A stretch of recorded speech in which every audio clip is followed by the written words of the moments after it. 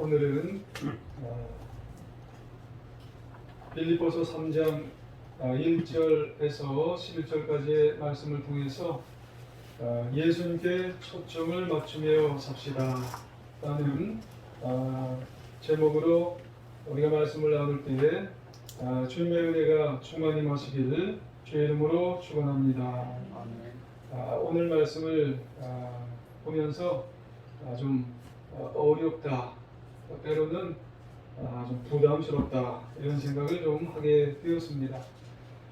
우리가 같이 준비하면서 또 들으면서 좀 부담스럽더라도 같이 상고하는 그런 시간이 되었으면 좋겠습니다. 옆 사람에게 같이 한번 인사 한번 하시기를 원합니다. 예수님께 초점 맞추며 삽시다. 예수님께 초점 맞추며 삽시다. 네, 잘하셨습니다. 지난 2월 18일 날 목요일 날이죠. 목회자 유가족 돕기 운동본부 장학금 수여식에 참여를 했어요. 목회자 유가족이라고 하는 것은 아버지가 목사이나 또 선교사이든지 이렇게 되셨는데 먼저 돌아가셔서 집안 형편이 아주 어려운 그런 가족이죠. 올해도 여러 명의 대학생이나 또 중고생, 초등학생까지 몇 명 있었어요. 잘 치루었는데 올해는 어려운 상황 속에서 공부를 해서인지 중앙대학교 단과대학임에도 불구하고 수석이 나왔더라고요. 그래서 어려운 가운데 신앙생활하면서 공부를 해서 무슨 과인지는 잘 모르겠습니다만은 그래서 박수를 이렇게 탁 쳤던 그런 기억이 있어요. 그날 말씀은 이보 감독님이 전하셨는데 내용은 항상 기뻐하라, 쉬지 말고 기도하라, 범사에 감사하라. 이것이 그리스도 예수 안에서 너희를 향하신 하나님의 뜻이니라. 그런 말씀을 하셨어요. 기뻐하긴 기뻐하는데 그리스도 예수 안에서 이 말씀을 강조를 하셨어요. 비록 지금은 힘들고 지치고 어려운 상황이지만 포인트는 주 예수 안에서 예수님께 초점을 맞추며 살면 하나님께서는 기뻐하는 그런 모습을 하나님께서 살게 하신다. 그러니까 듣는 사람들이 층이 넓음에도 불구하고 참 은혜가 되는 그런 시간이 되었던 것 같습니다. 오늘 말씀해 보면 사도 바울도 빌립보서 3장을 시작하면서 뭐라고 말씀하냐면 끝으로 나의 형제들아 주 안에서 기뻐하라 그렇게 말씀을 합니다. 끝으로 이 말은 옛날 성경에 보면 정말로 이런 말이에요. 헬라어로는 뭐라고 얘기하냐면 로이톤이라고 하는 말씀입니다. 이 말의 의미는 뭐냐면 이제부터 하는 말을 잘 들으시오라고 하는 말이에요. 여러분들도 한번 들어보시기 바랍니다. 좀 내용이 어려울 수도 있고 또 부담스러울 수도 있는 말이지만은 주 안에서 우리가 기뻐할 수 있는 것은 뭐냐면 예수님 때문에 우리는 기뻐하라고 하는 그런 말들입니다. 도대체 바울은 왜 이런 말을 했을까라고 하는 그런 말이죠. 당시에 빌립보 교회에 보면은 교회 안과 밖으로 성도들의 기쁨을 앗아가는 일들이 참 많이 생겼기 때문에 그런 거예요. 그냥 가만히 있으면 기쁨이 생기는 게 아니라고 하는 말이죠. 구원의 기쁨, 신앙생활을 하면서 기쁨, 이런 것을 빼앗아가는 그런 상황과 환경이 참 많이 생긴다는 거예요. 그래서 성도들은 혼란에 빠지는 거예요. 그 일이 무엇이냐면은 예수님을 믿는 것만으로 충분하지 않다는 그런 사상을 가지고 성도들에게 많이 접근을 한다는 거예요. 믿으면 되는데 그 사상이 뭐냐면 믿음만 갖고는 아니라는 거예요. 그 혼란케 된 주 원인은 뭐냐면 빌립보 교회 주변에 율법주의가 많은 거예요. 당시 이 율법주의가 빌립보 교회에 아주 팽배한 겁니다. 굉장히 만연한 거예요. 그래서 성도들을 혼란케 만들고 그래서 신앙생활을 하는데 굉장히 어려움이 따르게 되는 거예요. 그래서 사도 바울은 율법주의자들을 향해서 아주 듣기에도 거북한 말을 하게 됐어요. 어찌 보면은 욕같이 들리는 말을 하게 되는데, 그러면서 조심하라고 권면을 합니다. 그 말이 오늘 성경 교독을 하면서 여러분 우리가 같이 읽었습니다만 개조심하라고 얘기를 했어요. 참고적으로 이런 말씀부터 먼저 여러분에게 드리면은, 처음에 신약교회, 우리 제일중학교도 이제 교회잖아요. 이런 교회가 처음에 언제부터 시작이 됐냐면은 신약시대 때부터 시작이 됐는데, 그 교회를 신약교회라고 합니다. 신약교회가 형성될 때에 구원받은 사람들로 신약교회에 이렇게 구성원들이 이루어지는 거예요. 그럼 신약교회의 구성원들은 100% 누구로 구성이 되는 줄 아세요? 100% 유대인들로 구성이 돼요. 100% 유대인들은 뭘 중시하냐면은 율법을 중시합니다. 그런 상태로 한 10여 년쯤 흘러가고 난 다음에 여러분이 아마 들었을 법한 사람이 누구냐면은 고넬료가 구원을, 10년쯤 흘러간 다음에 고넬료가 구원을 받는 거예요. 그러니까 중요한 것은 여러분, 그 10여 년 흘러가는 그 가운데 누구만 이제 신약교회의 구성원이 될 수가 있냐면은 100% 유대인, 그리고 유대인 개종자들만 신약교회의 구성원이 되는 거예요. 거기에는 그 누구도 신약교회의 구성원이 될 수가 없는 거예요. 그러니까 처음에 복음은 누구만 받을 수가 있는 거냐면 유대인 개종자들만 신약교회의 구성원이 되는 겁니다. 그러다가 10년이 좀 넘어가서 반유대인들이 조금씩 신약교회로 들어오는 거예요. 반유대인이라고 하는 것은 여러분 누구냐면 유대인이 아닌 자들. 그게 방금 말씀드렸다시피 고넬료 같은 사람들, 에디오피아 내시 같은 사람들, 이런 사람들이 이제 10년이 좀 지난 다음에 신약교회로 이제 하나둘씩 들어오게 되는 거예요. 근데 거기에서 문제가 생겨요. 지금까지 유대인들은요, 자기만 선민이라고 여기는 거예요. 자기만 구원을 받아야 되는 거예요. 그런데 이 신약교회에 누가 들어왔다고요? 반유대인들, 고넬료 같은 사람들, 그 다음에 에디오피아 내시 같은 사람들, 이방인들이 구원받았다고 신약교회에 들어오게 되니까 구원을 문제 삼는 거예요. 어떻게 이방인들이 그냥 들어오냐? 그럼 뭐하고 들어와야 되냐고 얘기하냐면 할례 받아야 된다는 거예요. 할례가 뭔지 아시죠? 포피를 내야 된다는 거예요. 그냥은 구원받을 수 없다는 거예요. 그래서 이방인들에게 태클을 건 거예요. 율법을 다 순종해야 된다고, 규례를 다 순종해야 된다고, 그래서 이방인들에게 그렇게 태클을 걸었어요. 그런데 이게 왜 또 문제가 되냐면 바울에게 너무너무 문제거리가 되어버렸어요. 바울은 지금 믿음으로만 구원받으면 하늘의 기쁨을 다 얻을 수 있다고 그랬잖아요.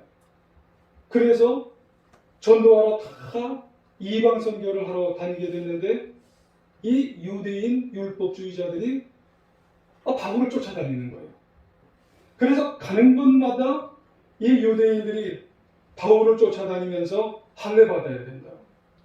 믿음으로만이 아니라 유대인 관습을 따라야 구원받는다고. 그래서 이 유대인 율법주의를 바울에게 쫓아다니는 교회마다 다 어렵게 하는 거예요.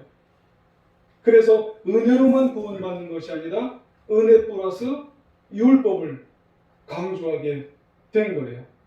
근데 이것이 어디 교회까지 지금 온 거예요? 오늘 성경 본문이 어디예요? 빌립보예요. 빌립보에 이 율법주의자들이 와서요, 그 사상을 아주 팽배하게 만연하게 교회 안팎으로 문제거리를 지금 만든 거예요. 지금 바울은 지금 어디 있는데요? 로마에 있어요. 지금 에바브로디도는 또 로마에 있어요. 지난 시간에 말씀드렸죠. 디모데는 지금 보내졌어요? 안 보내졌어요.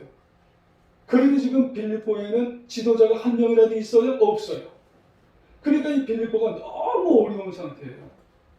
거기다가 지금 빌립보가 이런 율법주의자들에게 의해서 공격을 받으니 너무너무 어려운 상태가 되었다는 말씀. 요즘으로 말하면 신천지가 막 들어오려고 그러는 거예요. 지금으로 말하면 이단, 문선명이가 막 들어오려고 하는 거예요. 안식교가 막 들어오려고 하는 거예요. 그러니 얼마나 사도 바울이 지금 마음이 괴롭겠어요. 그래서 사도 바울이 한마디 한 게 2절에 2절 한번 같이 한번 읽어볼까요? 시작. 개들을 삼가고 행악한 자들을 삼가고 몸을 삼가는 이를 삼가라. 그러니까 이해가 되잖아요. 개가 뭔지. 그래서 바울은 이들을 세 가지로 불렀는데 개들, 행악자들, 몸을 삼가는 자들, 상해하는 자들. 몸을 상해하는 자는 포피되는 것을 말하는 거죠. 성경적인 입장에서 세 가지를 말하지만 이건 하나를 말하는 겁니다. 동일하게 이제 개들을 이야기하는 것이라 그렇게 말하면 되는 겁니다. 그래서 사도 바울은요, 빌립보 교회를 안팎으로 이 향해서 개들을 좀 조심하라는 거예요.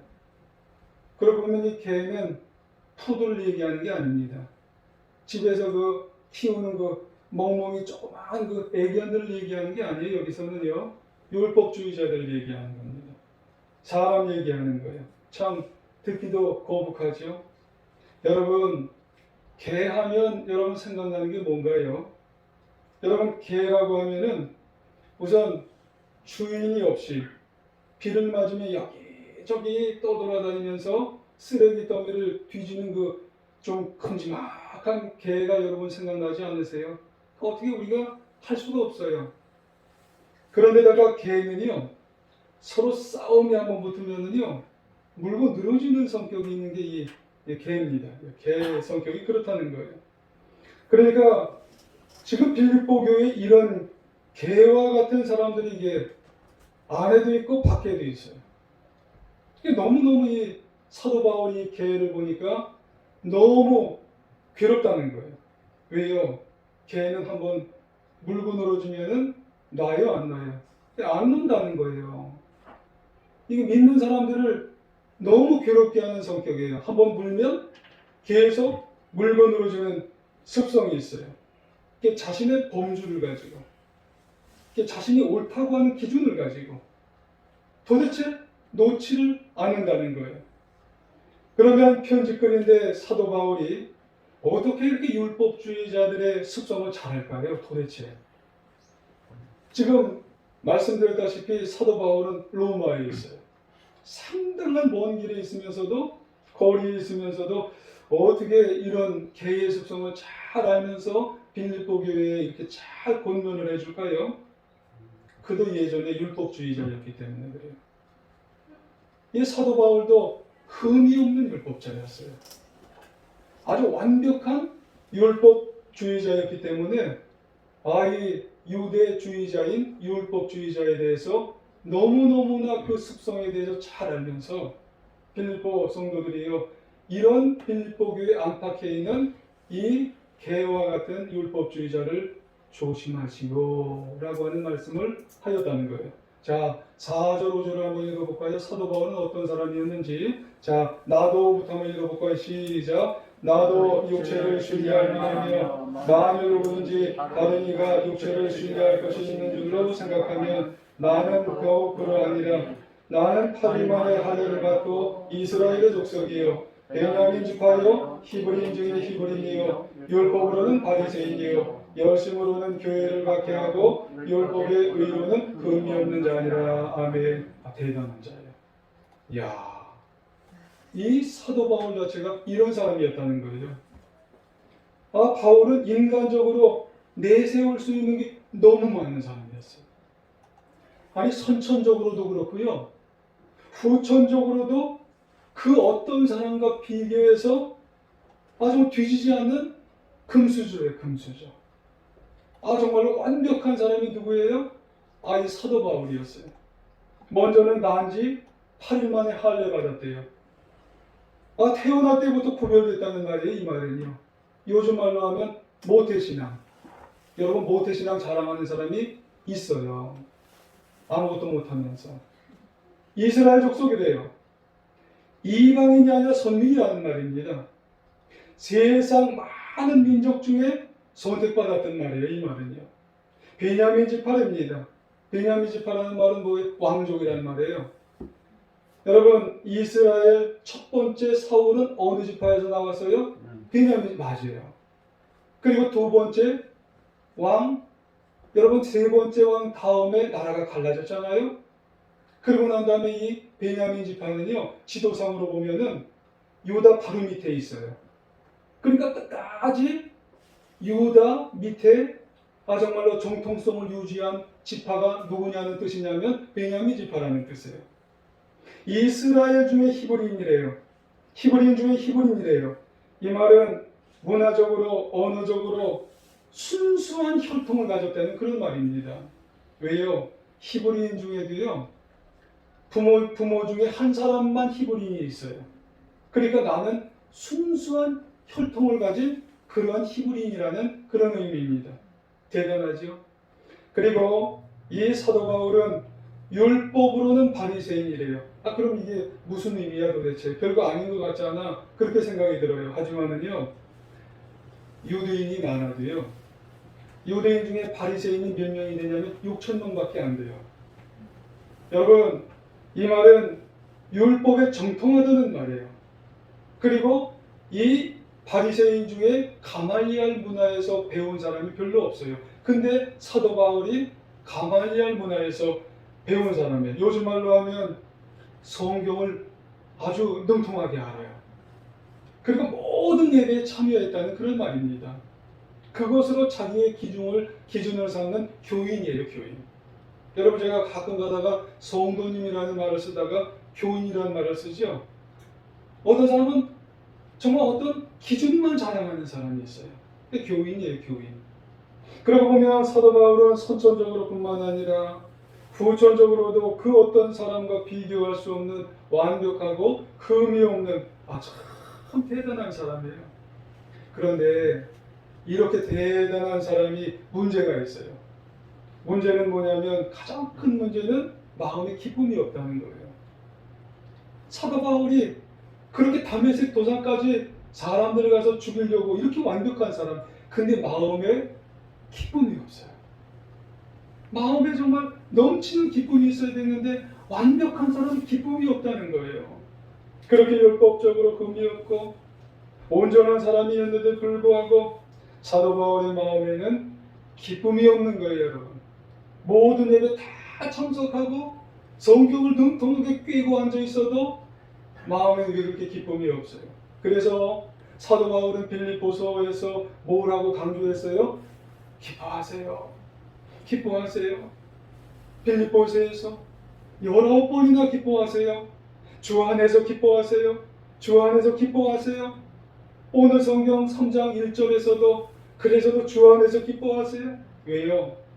율법적으로 흠이 없고 완벽한 사람 같아도 사도 바울은 정말로 기뻐하지 못했기 때문에 주 안에서 기뻐하라고, 좀 기뻐하시라고 그것을 강조한 사람인 줄 우리가 기억하셔야 될 줄 믿습니다. 바울이 왜 이런 말을 했어요? 당시 빌립보 교회 안팎에 예전에 사도 바울 정말 자신이 그렇게 정말 자랑거리로 기준으로 율법으로 규범으로 완벽한 것 같은데 지금 빌립보 교회가 그렇다는 거예요. 여러분 교회에서도 규범을 자랑하는 사람이 있어요. 교회에서도 여러분 어떤 기준을 자꾸 내세우는 사람이 있더라는 거예요. 여러분 바울이 예수님을 알기 전 가지고 있던 것들 자랑거리들을 쭉 나열하면서 그게 가장 훌륭하고 가장 신앙생활 잘하는 것 같은데 들여다보니까 기쁨이 없더라는 거예요. 우리도 마찬가지입니다. 여러분 혹시 우리 중에 신앙생활 한다고 하시면서 어떤 기준을 최고로 앞세우는 그런 분이 혹시 있으신가요? 잘 따지는 사람이 혹시 우리 가운데 있으신가요? 여러분 하지만은 내 내면을 들여다보니까 기준을 최고로 세우고 잘 따지기를 잘 따지는데 날 들여다보니까 내 속에 기쁨이 없더라는 거예요. 그러니까 어떤 율법의 잣대를 가지고 자꾸 확인은 하는데, 그리고 그것을 끝까지 정말 그것을 정말로 보길 봐야 되는데, 근데 내 속에는 하나님이 주시는 참다운 기쁨이 산술강과 같이 넘치지를 못한다는 거예요. 여러분, 기준을 세우고 잘 따지기를 잘 따지는 사람은 결국에는 무서운 사람이 돼요. 왜요? 사도 바울이 그랬어요. 빌립보 안팎에 있는 성도들을 보면서, 그 사람들을 보면서 뭐와 같다고 그랬어요? 개와 같다고 그랬어요. 여러분, 사도 바울의 표현은 개 같다고 그랬어요. 개 같다고. 물고 늘어지는 거예요. 끝까지 따져요. 근데 그 사람들은 기쁨이 없는 거예요. 여러분, 누가복음 18장에 보면은요, 예수님께서 바리새인에게 이와 같이 말씀을 하셔요. 그들은 기도하면서, 여러분, 그들은 기도하는 거예요. 바리새인들은 율법에 정통한 사람이라고 했잖아요.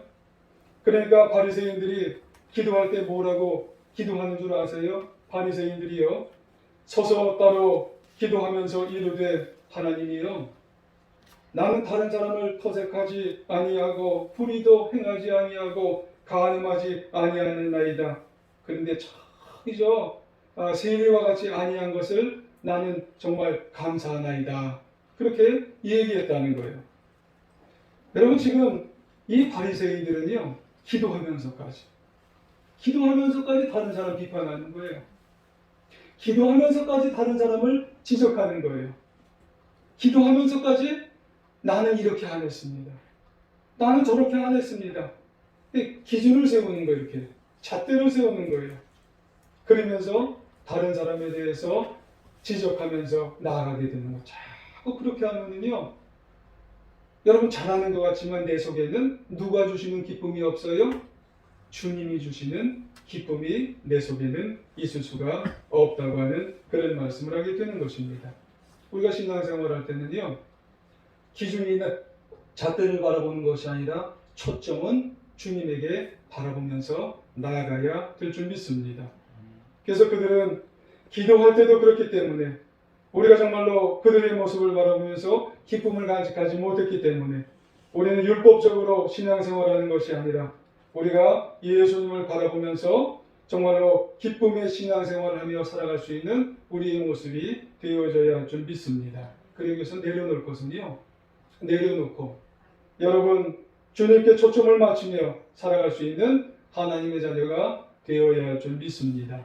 로마서 2장 28절 이하에 보면은 새번역 성경으로 한번 읽어드려 볼게요. 겉모습으로 유대인이라고 해서 유대인이 아닙니다. 겉모양으로 살갗의 할례를 받는다고 해서 할례가 아닙니다. 오히려 속사람으로 유대인이니가 유대인이며 율법의 조문을 따라서 받는 할례가 아니라 성령으로 마음의 할례를 받아야 참 할례입니다. 이런 사람이 사람에게서가 아니라 하나님에게서 칭찬을 받습니다. 그렇게 되어 있습니다. 내 마음의 할례를 받아야 된다는 거예요. 그렇습니다.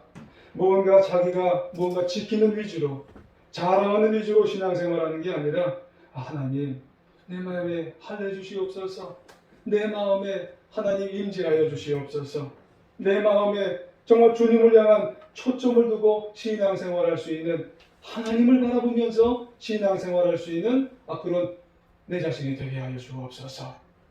여러분, 그런 모습이 우리 가운데 있어야 할 줄 믿습니다. 여러분, 서두에 말씀드렸어요. 참 부담되는 설교일 수도 있겠다. 저도 그래요. 설교를 이렇게 준비하면서 부담되는 설교가 있어요. 그게 뭐냐면, 나도 잘 하지 못하는데, 저도 잘 하지 못하는데, 본문이 이렇게 나오면은, 특별히 강해 설교 같은 게 나오면은, 강해는 건너뛸 수가 없잖아요. 오늘 같은 거 건너뛸 수가 없어요. 오늘은 부담되니까 건너뛸게요. 그럴 수가 없잖아요. 참 조심스럽습니다. 그리고 난 다음에 하고 나면은 그 내용을 실천하려고 또 부단히 또 노력을 해야 되니까 이게 너무 어려워요. 오늘 본문은 참 이게 부담스러운 그런 내용이에요. 여러분, 자랑할 것이 목사가 또 조금이라도 있잖아요. 그러면은 전 또 하고 싶어요. 근데 하지 말래요, 또. 왜냐하면 오늘 성경 저와 여러분이 읽은 본문 중에 무슨 내용이 나오기 때문에 그런 줄 아세요? 배설물로 버리래요. 참. 배설물로 버리래요.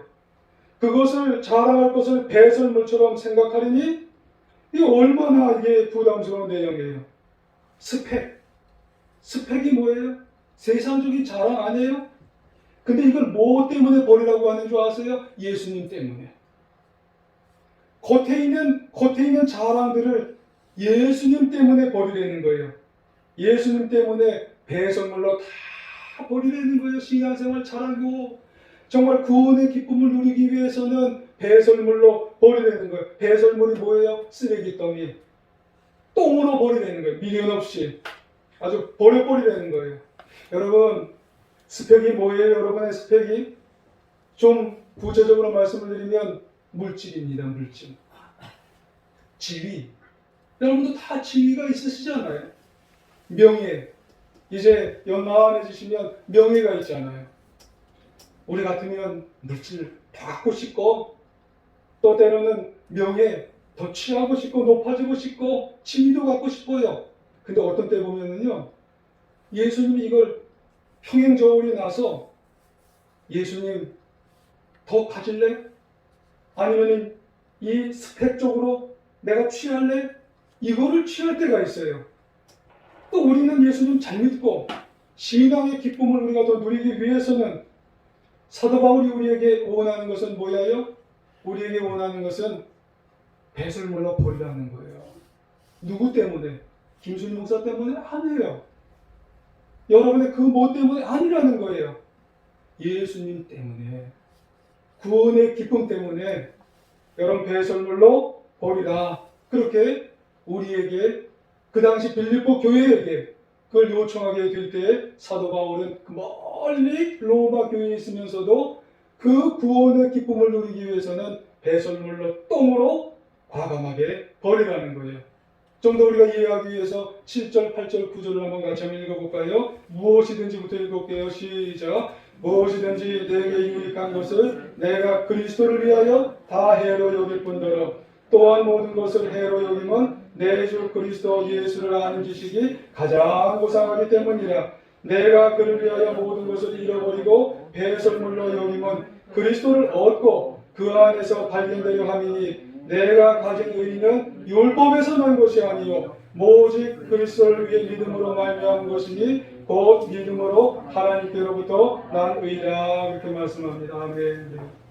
여러분 8절에 보면 참 우리에게 귀감이 되는 말씀이 있어요. 중간절쯤 보면은 내가 그리스도를 위하여 모든 것을 잃어버리고 배설물로 여김은 그리스도를 얻는데요. 여러분 우리 그리스도 얻으셔야 돼요. 그리스도를 얻으셔야 우리는 기쁨이 오는 거예요. 근데 그리스도를 얻기 위해서 내가 모든 것을 똥으로 버려야 돼요. 그게 먼저가 되어서는 그리스도를 얻을 수가 없다는 그런 말씀이에요. 부담스러워요. 사도 바울은 온갖 좋은 것을 그래서 다 버렸어요. 끝인가요? 그거 버렸더니 사도 바울에게 그리스도를 주셨다는 거예요. 야, 이게 사도 바울의 굉장한 은혜요, 굉장한 복이요, 굉장한 축복이라는 그런 말씀이에요. 여러분, 이게 우리에게도 마찬가지입니다. 만약에 예수님을 2000년 전에 계신 그 어떤 분, 그분은 십자가에 달리셔서 죽으신 그 어떤 분, 이런 분으로만 우리가 알고 있으면은 우리 예수님 믿는 게 참 부담스러울 거예요. 왜 내가 그분을 위해 죽어야 되고 왜 내가 그분을 위해 가지고 있는 걸 똥으로 버려야 돼? 여러분 너무나 막연하고 너무나 힘들 거예요. 우리가 가지고 있는 것들을, 이 스펙들을, 이 물질과 이 지위와 이 명예를 버린다는 게 너무너무나 여러분 부담이 돼요. 여러분 버리는 것은 여러분 분명히 구체적인 것이에요. 물질 버려야지, 지위 버려야지, 여러분 명예도 버려야지. 근데 얻는 것은 막연한 거예요. 얻는 것은 그냥 손에 잡힐 것 같기도 하고 안 잡힐 것 같기도 해요. 그냥 축복을 주신다니까. 이게 막연한 것 같은 거예요. 그러니까 너무 부담스러운 거예요. 똥으로 버리라니, 배설물로 버리라니. 여러분 마태복음 19장에 보면 한 부자 청년이 나와요. 스펙 좋아요, 이 사람은. 그래서 예수님 앞에 가서 주여 영생을 어떻게 얻어야 합니까? 이렇게 질문을 했어요. 그러니까 예수님이 뭐라 그래요? 네가 가진 것을 다 가난한 사람에게 나눠주라. 그러면 하늘에 보화가 있을 것이니라 그래요. 하늘에 보화가 막연한 거예요. 그러니까 이 부자 청년이 근심하고 떠나는 거예요. 하늘의 보화가 너무 막연해요. 하늘의 보화를 정말 잘 알았다면 예수님 만난 게 이 부자 청년에게는 정말 세상에 둘도 없는 그런 축복이었을 거예요. 기쁨이었을 거예요. 그 부자 청년은 하늘의 보화를 모르니까 예수님을 버리고 근심하면서 뒤도 돌아보지 않냐고 그냥 가버렸어요. 근데 오늘 사도 바울은 어때요? 부자 청년과는 완전히 180도 달라요. 빌립보 교회 성도들에게 편지하면서 예수님 한 분만으로 만족하라는 거예요. 그분이 우리의 인생의 유익이라는 거예요. 신앙생활도 유익이고 하늘의 모든 영원한 기쁨과 생명의 복을 주시기 때문에 가지고 있는 걸 배설물로 여기라고 하는 그런 말씀이에요. 사도 바울은 슬프지도 않아요. 사도 바울은 괴롭지도 않아요. 사도 바울은 갈등하지도 않아요. 사도 바울은 참 기쁘고 오히려 흥분이 되는 거예요. 흥분이 됐어요. 왜요? 사도 바울은 2000년 전에 십자가에 달려주신 그 예수님을 사실로만 안 게 아니에요. 나와 별개인 그 예수님은 십자가에 달리셔서 골고루에 돌아가신 그 사실로만 안 게 아니라 그분이 나와 함께 지금 동행하시고 나를 인격적으로 만나 주시고 나와 지금 정말로 함께 해 주셔서 내가 지금 이 감옥 속에 있지만 나에게 천명수와 같이 기쁨을 주시는 영생의 기쁨을 주시는 그분이야. 그러니까 정말로 이 사도 바울은요 괴롭지 않고 갈등하지 않고 기뻤다고 하는 그런 말씀이에요. 그래서 구체적으로 뭘 하게 하세요? 8, 9절을 여러분 읽듯이 예수님을 아는 거예요. 예수님에 대해서 아는 게 아니라 예수님은 가장 고상하시고 아름다우시고 영생의 주님이세요. 의의를 얻게 하셨다는 말씀이에요. 그 사도 바울이 빌립보 교회의 율법주의자들의 그런 율법이 아니라 이 영생으로 갈 수 있는 것은 의의가 있어야 된다는 거예요. 사도 바울이 아무리 정말로 의의에 대해서 흠이 없고 완벽하다 할지라도 그것으로는 안 돼요. 하나님이 의의를 주셔야 돼요. 그 하나님이 의의를 주셔야 너는 의로운 자다. 그래야 그 의의를 통해서 영원한 기쁨을 통해 그 기쁨을 누릴 수가 있다는 말씀이에요. 그리고 그 그리스도의 친밀한 교제를 소유하게 되어서 그 소유를 통해서 인생을 살아가는 그런 놀라운 역사로 살 수밖에 없다는 그런 말씀을 하게 되는 것이죠. 그래서 이 사도 바울이 그런 기쁨으로 인생을 승리하며 살아갔던 것처럼 우리도 누구에게 초점을 맞추며 살아가야 되냐면 우리도 예수님께 우리가 초점을 맞추며 살아갈 수 있는 하나님의 자녀가 되어야 할 줄 믿습니다. 여러분 빌립보 성도들에게 사도 바울이 간절하게 마음으로 권면했어요. 버리면 다 잃지 않습니다. 버린 그 부분에 하나님은 자연스럽게 하늘의 복을 주시고 하늘의 은혜를 따라오게 하셔서 아주 신비한 그런 기쁨과 아주 놀라운 기쁨을 통해서 남은 인생 더 정말로 귀한 승리하는 삶을 살아가게 하시는 줄 믿습니다. 아주 좋은 길로 열게 하시는 줄 믿습니다. 때로는 고난이 있고 때로는 어려움이 있을지라도 그것을 다 이기게 하시고 우리를 정말로 세상과 또 남은 정말로 인생에 승리하는 길로 우리를 정말로 열게 하시는 그런 분이 누구세요? 하나님이시고 예수님께 초점을 맞추는 귀한 인생이 되신다고 하는 그런 말씀을 우리가 믿고 살아가는 우리 제일중앙교회 성도님들 되시기를 바랍니다. 백이 도대체 누구야? 라고 하는 그런 책을 쓴 다니엘 명이라고 하는 사람이 있습니다. 여러분 이분은 초등학교 때 부모님을 따라서 미국에 이민을 갔어요. 아버지가 미국에 가서 사업을 하시다가 망하셨어요. 살 길이 아주 막막해졌어요. 고생은 고생대로 했어요. 고등학교 때까지 너무너무나 어려운 길을 가게 됐습니다. 그런데 그 가정이 신앙적으로 굉장히 하나님, 예수님을 정말 잘 믿는 그런 가정이었어요. 대학교 들어가서 이 다니엘 명이라고 하는 사람이 열심히 공부했어요. 성적이 그 학교에서 굉장히 좋았어요. 대학 졸업 후 이 다니엘 명이 미국 공인회계사 이제 합격을 하게 되었어요. 성적이 좋아서 미국 최고 빅6, 그러니까 6 회계법인이 있다고 합니다. 근데 그 6개 회계법인 중에 4군데서 제의가 들어왔어요. 여러분, 미국에서 6 정도 되면은 세계적인 그런 회사입니다. 그런데 이 6개 중에 넘버원 앤더슨 법인에서 좋은 급료와 함께 제의가 들어왔어요. 근데 보니까는 연봉이 이게 어마어마한 거예요. 모두가 다 가고 싶어하는 그런 회사였답니다. 근데 한 가지 문제가 되는 게 뭐냐면 주일 성수를 못한다는 거예요. 그래서 다음번 회사에서 4번째까지 다 보니까 연봉은 굉장히 많은데 주일 성수를 못하는 거예요. 이게 하나님 이제 정말 잘 성수하고 싶은데 이게 주일 성수 교회 가는 게 보장이 안 됐어요. 그러나 할 수 없이 첫 번째부터 4번째까지 다 주일 성수가 안 돼서 맨 마지막 6번째죠. 쿠퍼센 라이브랜드라고 하는 회사에 갔어요. 그리고 나서 제일 먼저 얘기한 게 뭐냐면 저는 교회를 가야 됩니다. 주일 성수가 보장되면 내가 오겠고 주일 성수가 보장이 안 되면은 내가 올 수가 없습니다. 그 얘기를 했어요. 그러니까 거기 이제 그 자신을 이제 테스트하러 온 사람이 그 사람을 당연하게 오라고 그렇게 얘기를 하게 되었어요. 나중에 알고 보니까 사장님인데 그분도 교회 가는 그리스도인이었어요.